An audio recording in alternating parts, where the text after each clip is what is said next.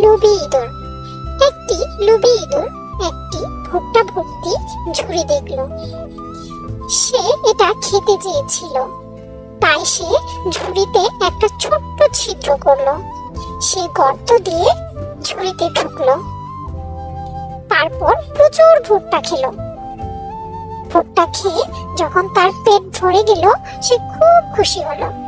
এবার সে বেরিয়ে আসতে চেষ্টা করলো। ছোট্ট গর্ত দিয়ে বেরিয়ে আসার চেষ্টা করলো ঠিকই, কিন্তু সে বেরোতে পারলো না, কারণ ভুট্টা খেয়ে তার পেট ভরে গিয়েছিল। সে আবার চেষ্টা করলো, কিন্তু তাতে কোনো লাভ হলো না। ইঁদুর কাঁদতে লাগলো। একটা খরগোশ পাশ দিয়ে যাচ্ছিল। ইঁদুরের কান্না শুনে জিজ্ঞেস করলো, হে বন্ধু, তুমি কাঁদছো কেন? ইঁদুরটি ব্যাখ্যা করলো, আমি একটি ছোট্ট গর্ত তৈরি করে ভুট্টা খেতে ঝুড়িতে এসেছি। এখন আমি সেই গর্ত দিয়ে বের হতে পারছি না।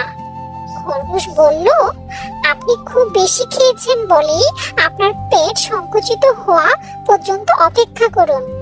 খরগোশ হেসে চলে গেল। লোভী ইঁদুর ঝুড়িতে ঘুমিয়ে পড়ল। পরদিন সকালে তার পেট কুঁচকে গিয়েছিল, কিন্তু তিনি আরো কিছু ভুট্টা খেতে চেয়েছিলেন। ঝুড়ি থেকে নামার কথা সেসব ভুলেই গেল। তাই সে ভুট্টা খেয়েছিল আবার অনেকগুলো, এবং তার পেট পুনরায় আবার বড় হয়ে গিয়েছিল। খাওয়ার পরে ইঁদুর মনে পড়ল যে তাকে পালাতে হবে, কিন্তু স্পষ্টত তিনি পালাতে পারেননি। তাই সে ভাবলো, উফ, এখন আমি আগামীকাল বের হব, তাই আবার ঘুমিয়ে পড়ি। একটি বিড়াল পাশ দিয়ে যাচ্ছিল। সে ঝুড়িতে ইঁদুর দেখতে পেল। সে ইঁদুর দেখতে পেয়ে হুচট করে ইঁদুরটিকে ধরে মেরে খেয়ে ফেলল। Subscribe my channel.